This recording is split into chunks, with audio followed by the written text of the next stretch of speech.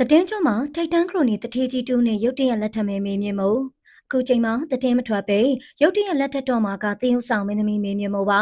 လူတွေကတော့ဟေဝီယန်နဲ့စိုးပြည့်တစင်တို့ရဲ့မင်္ဂလာပွဲကိုသာလူပြောများနေတာပါဒါပေမဲ့လည်းမြန်မာနိုင်ငံထိတ်တန်းဒီဇိုင်နာတူဖြစ်တဲ့ကိုတင့်စိုးလွင်ကသူ့ရဲ့လူမှုကွန်ရက်စာမျက်နှာမှာမင်္ဂလာထိုင်မသိမ်းဝတ်စုံတစ်ခုကိုဖန်တီးနေကြောင်းဒီဝတ်စုံဟာဒီဇိုင်နာကိုတင့်စိုးလွင်ကသူဖန်တီးနေတဲ့ဝတ်စုံရဲ့တတို့သမီးလောင်းဟာကြာသာပရိသမီးဖြစ်ပြီးနာမည်သုံးလုံးနဲ့မင်းသမီးတူဖြစ်တဲ့ဆိုရဲချက်ပါပဲဒီမှာတင်ပရိသတ်ရဲ့ထင်ကြီးတဲ့အားလုံးဟာမင်းသမီးကျော်မေမြင့်မို့ပဲဖြစ်မယ်လို့ထင်ကြီးပေးနေကြတာပါတကယ်ဆိုရင်မေမြင့်မို့ဟာအချင်းရေးကိစ္စကင်းရှင်းတဲ့မင်းသမီးပါဒါပေမဲ့လည်းမေမြင့်မို့ဟာမြန်မာနိုင်ငံရဲ့ထိပ်တန်းတထေးကြီးတယောက်နဲ့ချစ်ကြိုက်နေတဲ့ဆိုပြီးသတင်းတွေထွက်လာတာပါ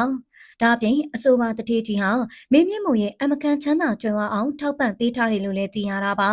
မေမြင့်မို့ဟာဟိုတယ်တွေနဲ့သူမရဲ့ကိုပိုင်နာမည်နဲ့မေမြင့်မို့ပိုးတဲ့အတိုင်းနာမည်ကြီးစကင်ကဲအလှကုန်လုပ်ငန်းတွေကိုလည်းတရားဝင်လုပ်ကိုင်နေသူတူပါ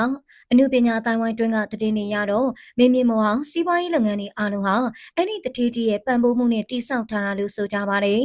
တကယ်တော့မေမြင့်မို့တရားမင်္ဂလာဆောင်ခဲ့ရင်နှစ်ပေါင်းများစွာလူတွေသိကျင်နေကြတယ်သူရဲ့နောက်ွယ်ကချစ်သူတထေးကြီးဟာဘသူဖြစ်မလဲဆိုတော့တရားဝင်မြင်တွေ့ခွင့်ရတော့မှလားဆိုတော့စောင့်ကြည့်သွားရပါမယ်